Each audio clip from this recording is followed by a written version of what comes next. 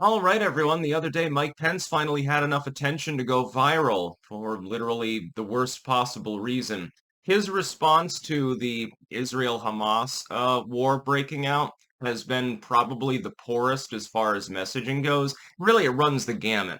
You've got responses from most mainline politicians. We stand with Israel, and then they try to one-up each other. It's like, I will do anything for Israel. I want 50 billion more dollars for them.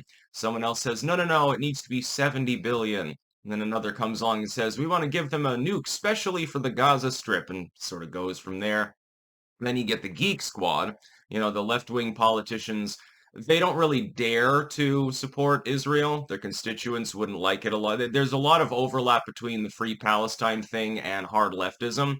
So if you're in a district that's, voted for Elon Omar, probably, Elon Omar is a little bit more reluctant to go gung-ho, on the issue. And so simply calls out, suffering on both sides, says, I'm hoping for peace for the region. And so you have these different responses. Like Trump said, it's a brazen act of terrorism. Hamas needs to be punished severely and stuff. Mad Tim Scott says Hamas needs to be totally and utterly destroyed. Mike Pence, though, didn't do that. He is an outlier as far as his response to the issue. Link in the description. It's, straight from the horse's mouth or the ass's mouth in Mike Pence's case. He effectively blames Donald Trump for Hamas attacking Israel, which is one hell of a stretch. Like fucking Salon couldn't even make up such a TDS line. And you know that it's really about Trump. He also mentions DeSantis and Ramaswamy and says, well, when you get people leading the show like Trump and Ramaswamy and DeSantis, this is what happens when the United States takes a step back on the world stage. Under my administration, we will lead with strength once again. So here's the problem. Two of these things are not like the third. Donald Trump is a former president. He's been in office at the federal level. DeSantis is a politician, but he's a state-level politician. Florida doesn't unilaterally say, okay, we're going to send 10,000 state guard over to help the Israelis, to fight side by side with the IDF. And Ramaswamy's never been in office at all. So really, Mike Pence is mincing words here. What he's attempting to do is attack an element of foreign policy ideology that only applies to one of those people in that particular instance in any physical sense. It's an attack. This is TDS. This is Mike Pence's way of literally attempting to blame Donald Trump for Israel deciding to, for Hamas deciding to haul off and fire thousands of rockets into Israel and paraglide troopers over the border and occupy local neighboring villages and towns. That's not realistic. And he was getting called out. But even a lot of TDS sufferers were calling him out. Even they thought Mike Pence had gone a bridge too far with this one. This is effectively career ending. The messaging on this particular clip is so poor that I can't imagine Mike Pence. Who's going to be left to support him? Your TDS has to be several orders of magnitude greater than, God, what you'd see from the goddamn Krasensteins. Mike Singleton probably makes more sense than this particular take. David Hogg would have a more, charitable reaction in regards to Trump's foreign policy. The fact is that under Donald Trump, there was relative peace in most parts of the world. We weren't starting new wars. ISIS got wiped off the face of the earth because under Trump's foreign policy, he said, hey, instead of us having to go halfway around the world to beat on these motherfuckers, why don't we let the local yokels do it? We'll let the Iranians take care of ISIS. And they're not going to play by any human rights rules, so ISIS will actually fear their opponent. And the Russians came in and helped them out too, and it worked. When's the last time you heard of a major, large-scale ISIS offensive? Didn't really happen. Donald Trump managed to move the U.S. Embassy in Israel to Jerusalem, and it still didn't cause an intifada.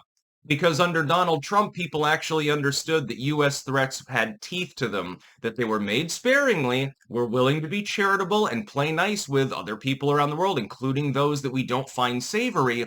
But if you act up in a brazen manner, we're going to kick your ass. Speak softly and carry one hell of a gigantic-ass boomstick is basically Trump's foreign policy in a single-sentence nutshell. And it worked. Look at North Korea. Donald Trump says, oh, I have no problem with these North Koreans, a wonky system there, whatever. North Korea fires off a few rockets and makes a threat. And Trump says, I don't give a fucking hell. He conducts his war exercises. We tested a couple of missiles, I think, in close proximity. And then came out with his famous quip, well, I've got a little red button on my desk too. It's a lot bigger and it actually works. All of a sudden, a week later, the North Koreans are saying, "Oh, we regret our statement. That's you're taking it the wrong way. We didn't mean to be unfriendly or anything. We're looking forward to doing more diplomacy." And then diplomacy broke out in the goddamn Korean Peninsula. You've got the Abraham Accords.